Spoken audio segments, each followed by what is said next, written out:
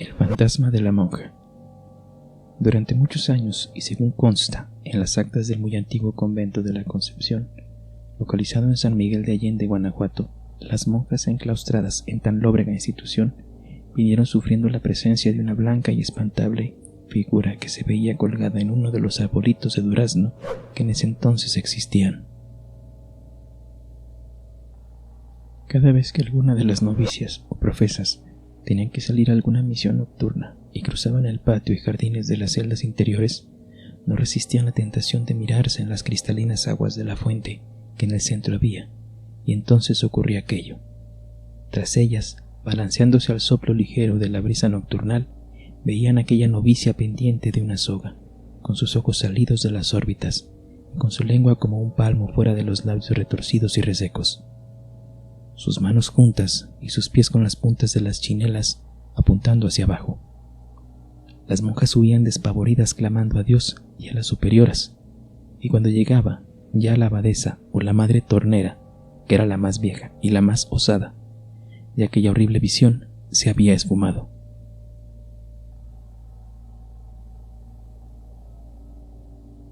Así, noche a noche y monja tras monja, el fantasma de la novicia colgando del durazno fue motivo de espanto durante muchos años, y de nada valieron rezos ni misas, ni duras penitencias, ni golpes de cilicio, para que la visión macabra se alejara de la Santa Casa, llegando a decirse que todo era una visión colectiva, un caso típico de histerismo provocado por el obligado encierro de las religiosas. Mas una cruel verdad se ocultaba en la fantasmal aparición de aquella monja ahorcada, colgada del durazno, y se remontaba a muchos años antes, pues debe tenerse en cuenta que el convento de la Concepción fue el primero en ser construido en la capital de la Nueva España, apenas 22 años después de consumada la conquista. Por lo tanto, también fue el primero en recibir como novicias a hijas, familiares y conocidas de los conquistadores españoles. Se cuenta que por ahí vivían en ese entonces, en la esquina que hoy serían las calles de Argentina y Guatemala, precisamente en donde se ubicara muchos años después una cantina, los hermanos Ávila, que eran Gil, Alonso y doña María, a la que por oscuros motivos se inscribió en la historia como doña María de Alvarado. Pues bien, esta doña María, que era bonita y de gran prestancia, se enamoró de un tal Arrutia, mestizo de humilde cuna y de incierto origen, quien, viendo el profundo enamoramiento que había provocado en doña María, trató de convertirla en su esposa para así ganar mujer, fortuna y linaje. A tales amoríos se pusieron los hermanos Ávila, sobre todo don Alonso de Ávila, llamando una tarde al irrespetuoso y altanero mestizo, le prohibió que anduviese en amoríos con su hermana. «Nada puede hacer si ella me ama», dijo cínicamente el tal Arrutia, «pues el corazón de su hermana hace mucho tiempo que es mío. Puede oponerse cuanto quiera, pero al final nada logrará». Molesto, don Alonso de Ávila se fue a su casa de la esquina antes dicha y habló con su hermano Gil, a quien le contó lo sucedido. Gil pensó en matar en un duelo al bellaco que se enfrentaba a ellos, pero don Alonso, pensando mejor las cosas, dijo que el tal sujeto era un mestizo despreciable, que no podría medirse a espada contra ninguno de los dos, y que mejor sería que le dieran un escarmiento. Pensando mejor las cosas, decidieron reunir un buen monto de dinero, y se lo ofrecieron al mestizo para que se largara para siempre de la capital de la Nueva España, pues con los dineros ofrecidos podría instalarse en otro sitio y poner un negocio lucrativo. Se cuenta que el mestizo aceptó, y sin decir adiós a la mujer que había llegado a amarlo tan intensamente, se fue a Veracruz y de ahí a otros lugares,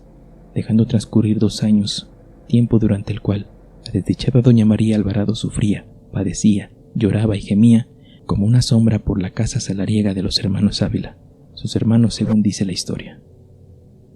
Finalmente, viendo sufrir y llorar tanto a la querida hermana, Gil y Alonso decidieron convencer a doña María para que entrara de novicia a un convento. Escogieron el de la Concepción, y tras de reunir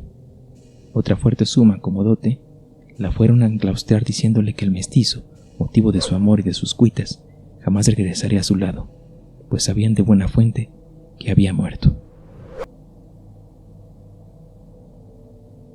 Sin mucha voluntad, doña María entró como novicia al citado convento, en donde comenzó a llevar la triste vida de claustro.